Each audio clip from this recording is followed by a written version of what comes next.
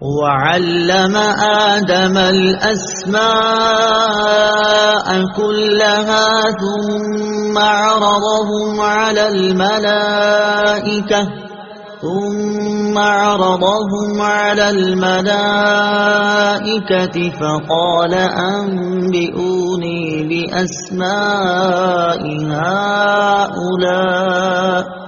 فقال أنبئوني بأسماء هؤلاء إن كنتم صادقين۔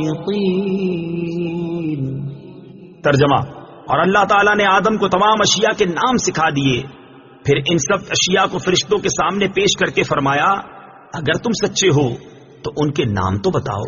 وَعَلَّمَ آدَمَ الْأَسْمَاءَ كُلَّهَا، اور اللہ تعالیٰ نے آدم کو تمام اشیاء کے نام سکھا دیے۔ اللہ تعالیٰ نے حضرت آدم علیہ السلام پر تمام اشیاء پیش فرمائیں اور بطور الہام کے آپ کو ان تمام چیزوں کے نام، کام، صفات، خصوصیات، اصولی علوم اور صنعتیں سکھا دی۔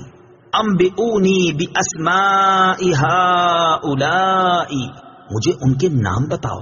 تفسیر صراط الجنان میں ہے تمام چیزیں فرشتوں کے سامنے پیش کر کے ان سے فرمایا گیا کہ اگر تم اپنے خیال میں سچے ہو کہ تم سے زیادہ علم والی کوئی مخلوق نہیں اور خلافت کے تم ہی مستحق ہو تو ان چیزوں کے نام بتاؤ، کیونکہ خلیفہ کا کام اختیار استعمال کرنا، کاموں کی تدبیر کرنا اور عدل و انصاف کرنا ہے، اور یہ بغیر اس کے ممکن نہیں کہ خلیفہ کو ان تمام چیزوں کا علم ہو جن پر اسے اختیار دیا گیا ہے اور جن کا اسے فیصلہ کرنا ہے۔ علم کے فضائل، اس آیت میں اللہ تعالیٰ نے حضرت آدم علیہ السلام کے فرشتوں پر افضل ہونے کا سبب علم ظاہر فرمایا۔ اس سے معلوم ہوا کہ علم خلوتوں اور تنہائیوں کی عبادت سے افضل ہے۔ ابن ماجہ کی حدیث ہے، حضرت ابو ذر رضی اللہ تعالیٰ عنہ فرماتے ہیں حضور پر نور صلی اللہ تعالیٰ علیہ وسلم نے مجھ سے ارشاد فرمایا، اے ابو ذر رضی اللہ تعالیٰ عنہ، تمہارا اس حال میں صبح کرنا کہ تم نے اللہ تعالیٰ کی کتاب سے ایک آیت سیکھی ہو، یہ تمہارے لیے 100 رکعتیں نفل پڑھنے سے بہتر ہے، اور تمہارا اس حال میں صبح کرنا کہ تم نے علم کا ایک باب سیکھا ہو جس پر عمل کیا گیا ہو یا نہ کیا گیا ہو تو یہ تمہارے لیے 1000 نوافل پڑھنے سے بہتر ہے۔ حضرت حذیفہ بن یمان رضی اللہ تعالی عنہ سے روایت ہے، نبی اکرم صلی اللہ تعالی علیہ وسلم نے ارشاد فرمایا، علم کی فضیلت عبادت کی فضیلت سے زیادہ ہے، اور تمہارے دین کی بھلائی تقوی اختیار کرنے میں ہے۔ انبیاء علیہ السلام فرشتوں سے افضل ہیں۔ واقعہ آدم علیہ السلام سے یہ بھی معلوم ہوا کہ انبیاء کرام فرشتوں سے افضل ہیں، اور یہ عقیدہ کئی دلائل سے ثابت ہے۔ ان میں سے 6 دلائل پیش کرتا۔ نمبر 1، حضرت آدم علیہ السلام کو اللہ تعالیٰ نے اپنا خلیفہ بنایا، اور یہ اس بات کی دلیل ہے کہ وہ فرشتوں سے افضل ہیں، کیونکہ ہر شخص یہ بات اچھی طرح جانتا ہے کہ بادشاہ کے نزدیک لوگوں میں سب سے بڑے مرتبے والا وہ شخص ہوتا ہے جو ولایت اور تصرف میں بادشاہ کا قائم مقام ہو۔ نمبر 2، حضرت آدم علیہ السلام فرشتوں سے زیادہ علم رکھنے والے ہیں، اور جسے زیادہ علم ہو وہ افضل ہوتا ہے، کیونکہ اللہ تعالیٰ نے ارشاد فرمایا، قل هل يستوي الذين يعلمون والذين لا يعلمون۔ ترجمہ: تم فرماؤ کیا علم والے اور بے علم برابر ہیں؟ نمبر 3، اللہ تعالیٰ نے فرشتوں کو یہ حکم دیا کہ وہ حضرت آدم علیہ السلام کو سجدہ کریں۔ اس سے معلوم ہوا کہ وہ فرشتوں سے افضل ہیں، کیونکہ سجدے میں انتہائی تواضع ہوتی ہے، اور کسی کے سامنے انتہائی تواضع وہی کرے گا جو اس سے کم مرتبے والا ہو۔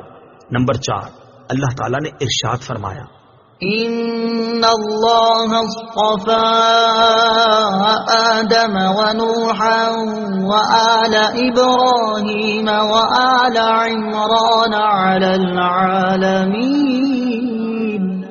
ترجمہ: بے شک اللہ نے آدم اور نوح اور ابراہیم کی اولاد اور عمران کی اولاد کو سارے جہان والوں پر چن لیا۔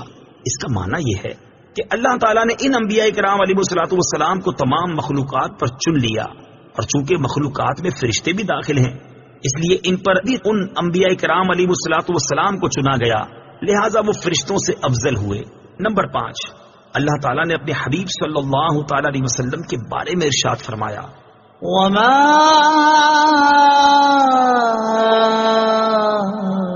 أرسلناك إلا رحمة للعالمين.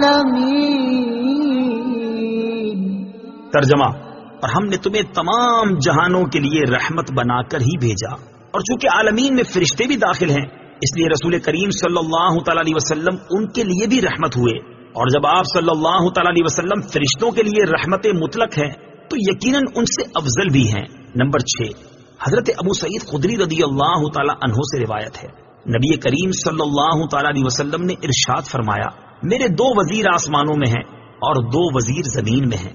آسمانوں میں میرے 2 وزیر حضرت جبرائیل اور حضرت میکائیل علیہم السلام ہیں، اور زمین میں میرے 2 وزیر حضرت ابوبکر صدیق اور حضرت عمر فاروق رضی اللہ تعالی عنہما ہیں.